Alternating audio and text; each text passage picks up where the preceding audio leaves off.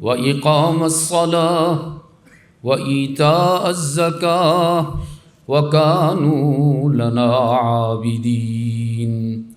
صدق الله مولانا العظيم۔ ارباب علم و دانش، اسٹیج پر موجود پوری دنیا سے تشریف لائے ہوئے اکابرین و عمائدین ملت،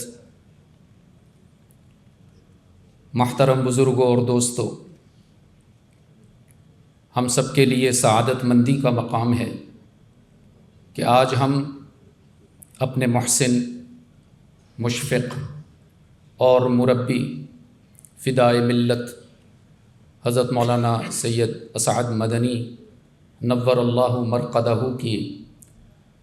یاد میں یہاں مل بیٹھے ہیں۔ شیخ الاسلام حضرت مولانا سید حسین احمد مدنی رحمۃ اللہ علیہ کی میں اسے جیتی جاگتی کرامت سمجھتا ہوں، اور ان کی عند اللہ مقبولیت کی یہ سب سے بڑی دلیل ہے کہ آج بھی بحمد اللہ ان کا خانوادہ اللہ کے دین کی خدمت کے لیے مصروف بھی ہے، کوشاں بھی ہے۔ مجھ سے پیشتر، مجھ سے بہتر اکابرین نے آپ کے سامنے اپنے خیالات کا اظہار فرمایا، اور میرے بعد بھی انشاءاللہ یہ سلسلہ جاری رہے گا تا آ کے ہم سب کے مخدوم، ہم سب کے محترم اور مکرم قائد ملت اسلامیہ حضرت مولانا فضل الرحمن صاحب دامت برکاتہم بھی تشریف لائیں گے، اور ان کے ذرنی ارشادات سے بھی ہم سب مستفید ہوں گے۔ میں چونکہ مجھے حضرت مولانا بہاؤالدین زکریا قاسمی صاحب دامت برکاتہم نے دعوت دی، تو دو تین باتیں عرض کر کے یوسف کے خریداروں میں شامل ہونا چاہتا ہوں۔ حضرت مدنی نور اللہ مرقدہ فقیہ ملت اور میرے والد سفیر اسلام علامہ سید عبدالمجید ندیم، ان حضرات نے مل کر بنگلہ دیش میں بحمد اللہ عقائد اور اعمال صالحہ کے حوالے سے جو محنت فرمائی وہ اظہر من الشمس ہے۔ بالخصوص انترجاتک اسلامک مہاسم بلند کے حوالے سے آپ سب حضرات اس بات کے گواہ ہیں کہ ان حضرات نے لاکھوں مسلمانوں کے قلوب کو اللہ اور اس کے رسول کی طرف متوجہ کیا۔ اسی طرح حضرت مدنی رحمۃ اللہ علیہ نے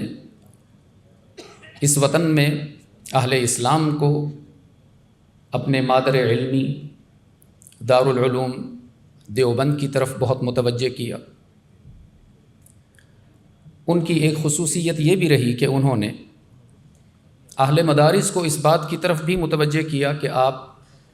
عصری علوم کو بھی اپنائیں، اور بالخصوص انہوں نے اسلامک اسکول کی طرف ہماری توجہ دلائی کہ ہماری نسل نو کا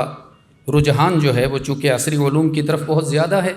تو ان کی اس تشنگی کا ازالہ کرنے کے لیے ہمیں ہی یہ قدم بڑھانا ہوگا۔ یاد رکھیے عزیز دوستو، 1857 کی جنگ آزادی کے بعد عالمی طاغوت اس نتیجے پر پہنچا کہ اگر علماء کرام کے ہاتھ میں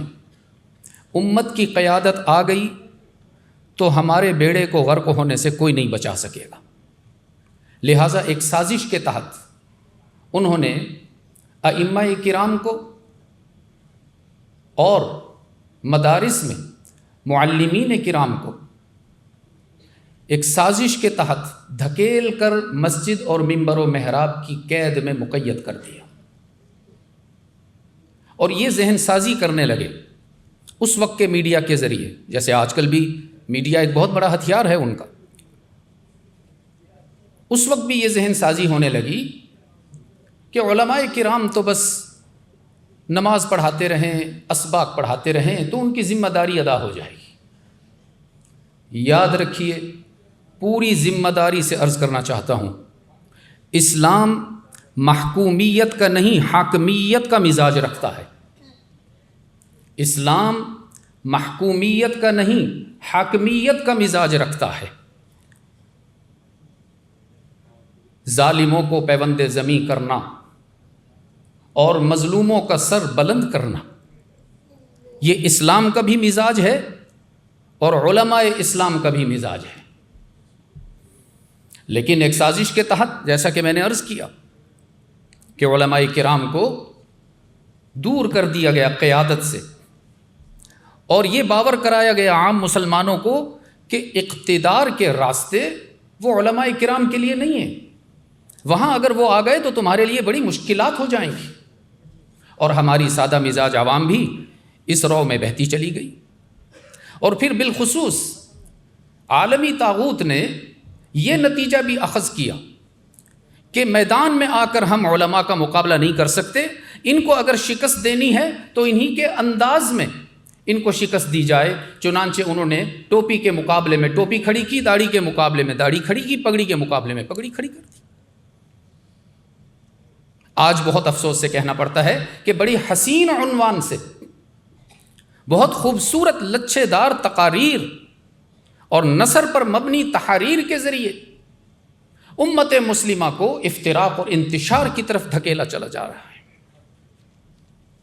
جبکہ یاد رکھیے اقبال نے کہا تھا کہ اگر اس امت میں وحدت نہ رہی، مرکزیت نہ رہی،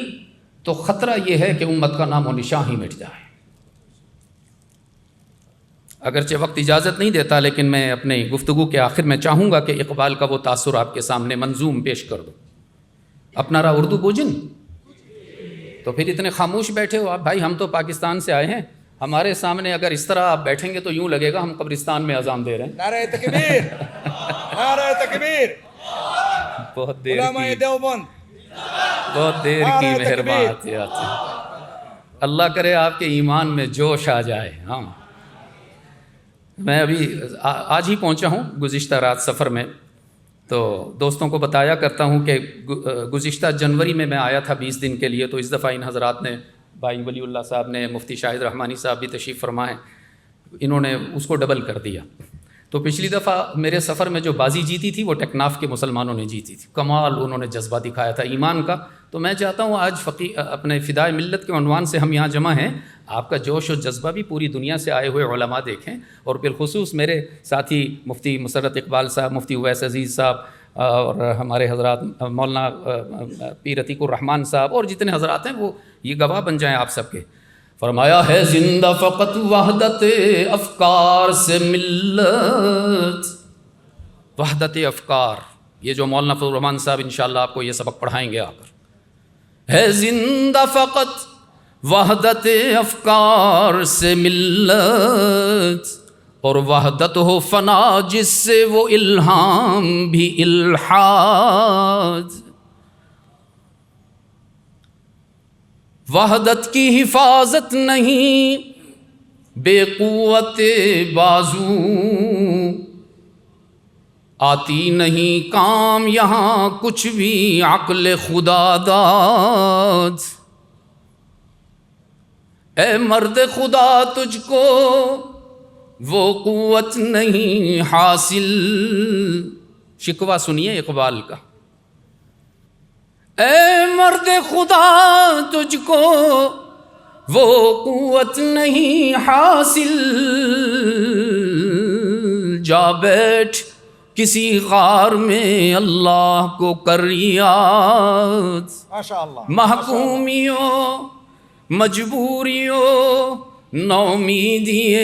جاوید، جس کا یہ تصوف ہو وہ اسلام کر ایجاد۔ یاد رکھنا عزیز دوستو،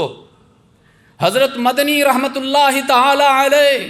اور ان کے خانوادہ کا یہ میسج ہے، یہ پیغام ہے کہ اپنی صفوں میں اتحاد قائم رکھیے تو اللہ آپ کو یہ سعادت عطا فرمائے گا کہ پورے طاغوت پر چھاتے چلے جاؤ گے انشاءاللہ۔ اور آج علماء کی موجودگی میں چاہتا ہوں ہم ہاتھ اٹھا کر اس عزم کی اور عہد کی تجدید کریں کہ دنیا ادھر سے ادھر ہو جائے، انشاءاللہ ہم فرزند دیوبند بن کر رہیں گے، ہم حضرت مدنی کے خانوادہ کی اولاد بن کر رہیں گے، اور ان کی طرف سے آنے والی میراث کو اپنے سینے سے لگا کر قبر میں جائیں گے انشاءاللہ۔ সম্মানিত সুধীবৃন্দ,